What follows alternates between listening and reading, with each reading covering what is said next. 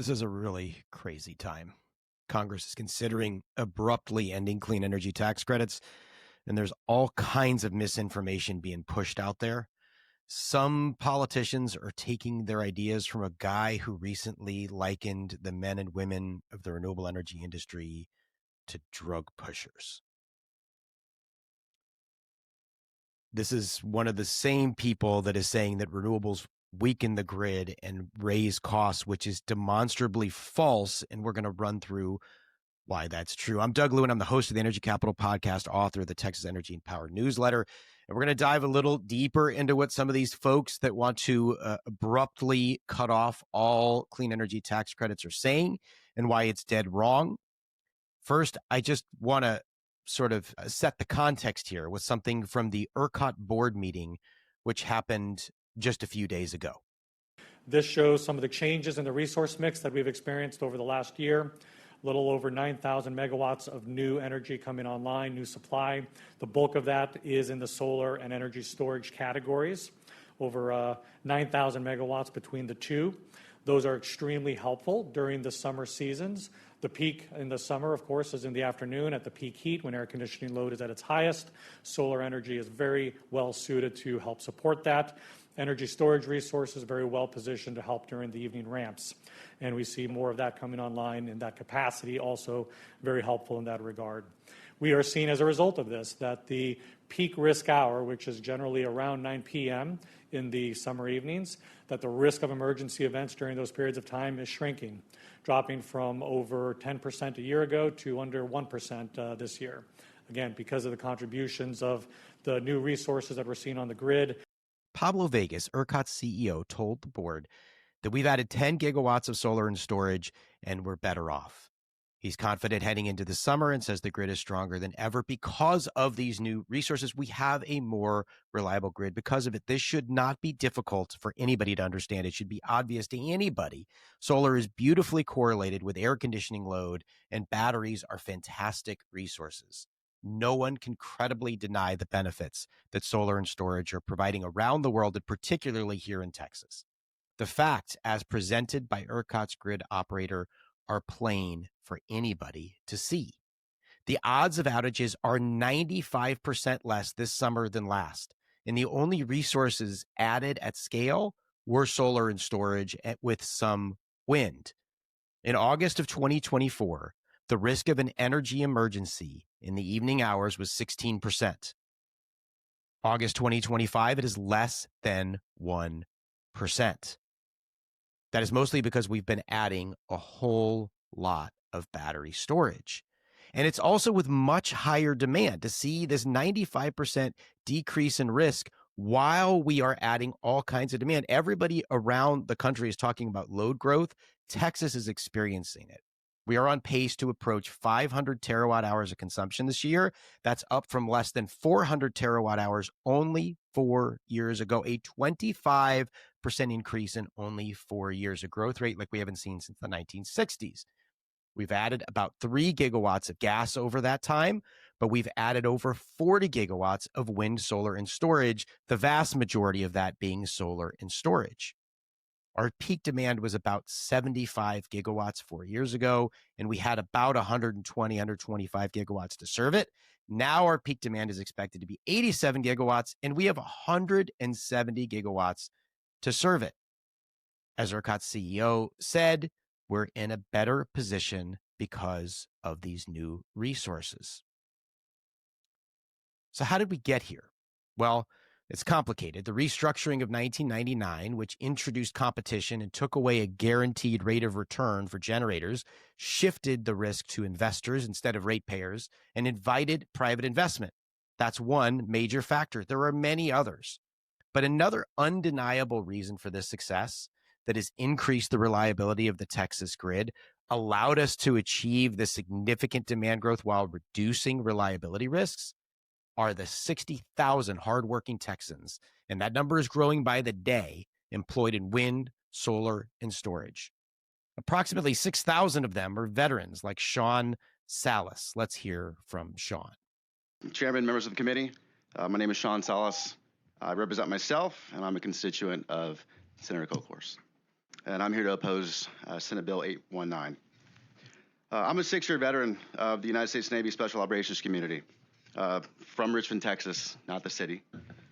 Throughout my service, like my fellow veteran here, I operated in some of the most challenging environments where energy reliability and security were critical to mission success.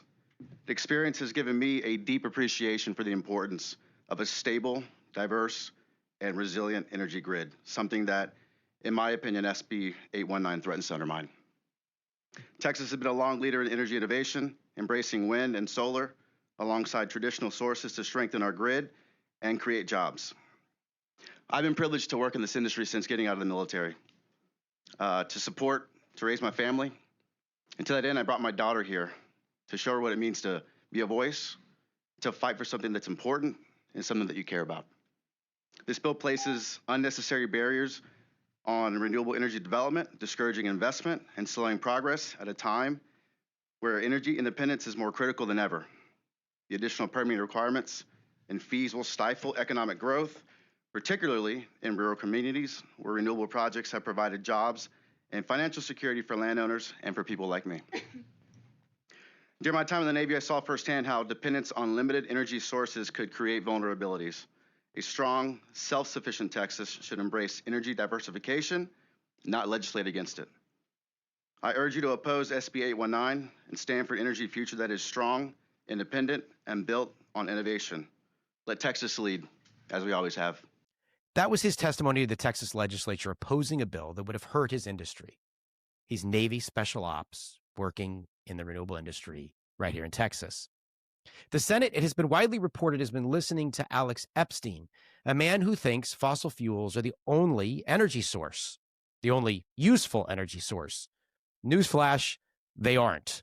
Fossil fuels are amazing. They're incredibly energy dense.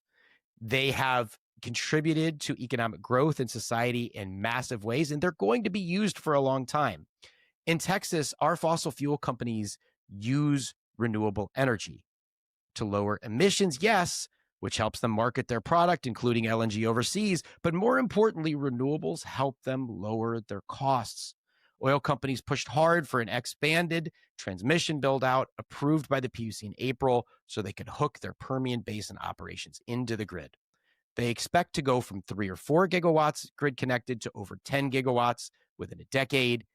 It'll mostly be renewables, which is why they were very involved during the recent legislative session to stop some of the anti-renewable bills. Epstein claims to support fossil fuels, but if you support fossil fuels, you should want to lower the cost of producing a barrel of oil. Abruptly ending the tax credits would do the opposite. A few weeks ago, Epstein said that solar installers like Sean Salas and 6,000 other veterans and 54,000 other Texans, for that matter, are like drug dealers. I'm reading from a New York Times article where it says, in a recent interview on Mr. Epstein's podcast, Representative Chip Roy, Republican of Texas, said wind and solar jobs made the United States weaker and likened subsidies that create such employment to the drug trade. Mr. Epstein agreed, calling them fentanyl jobs. End quote. He should apologize. Epstein and Congressman Roy both. Can you imagine if renewable energy advocates said oil and gas workers or coal miners were like drug pushers? People would have erupted in outrage, and rightly so, because it's wrong to make this personal.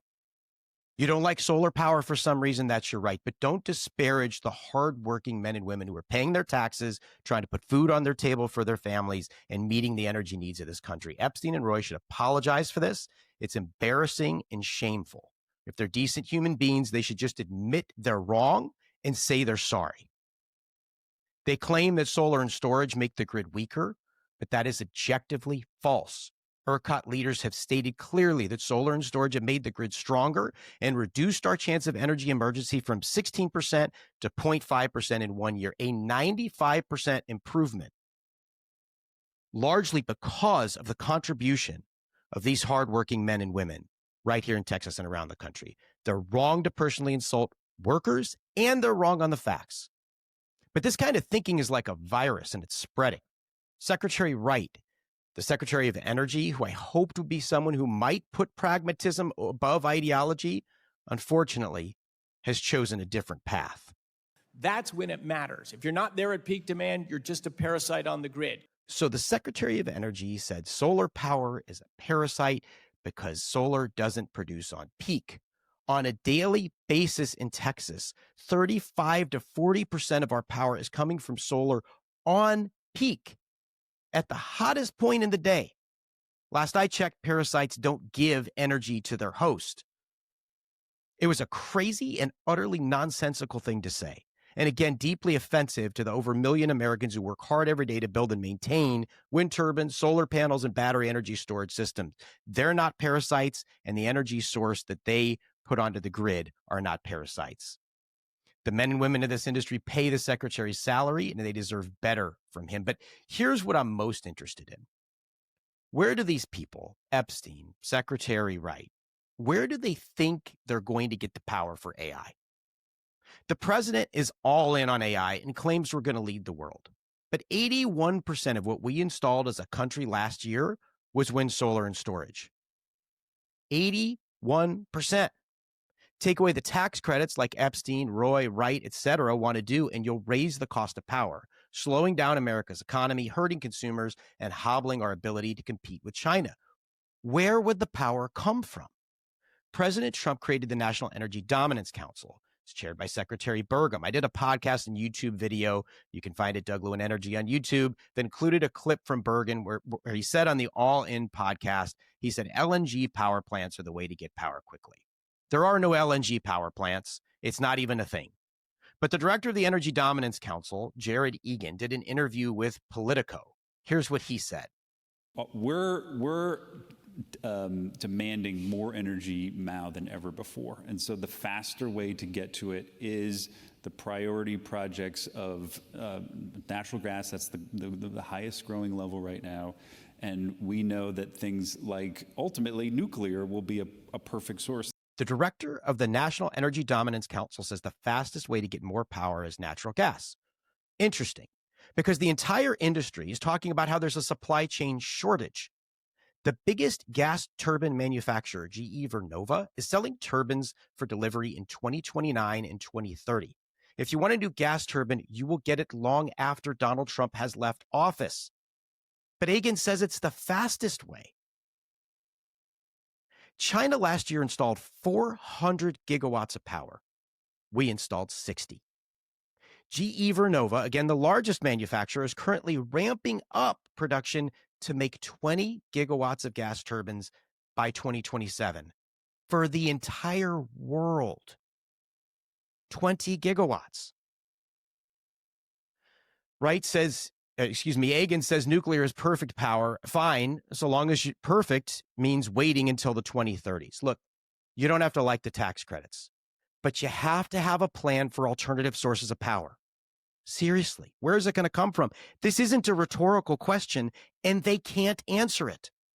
And that means they are willing to take the risk that they will slow down the U.S. economy, increase customers' bills, because that's what happens. It's supply and demand. This isn't that complicated. Demand, like Egan said, is going up. We see that in the data in Texas. If you constrain supply and alternatives aren't available, more demand, less supply, what do you think will happen? You don't have to be an economist. Prices are going up. Guys like Epstein aren't worried about that, but elected officials should worry about that. They're going to own it. Epstein won't have to face the voters, but the electeds will. Of course, there's a positive side to this.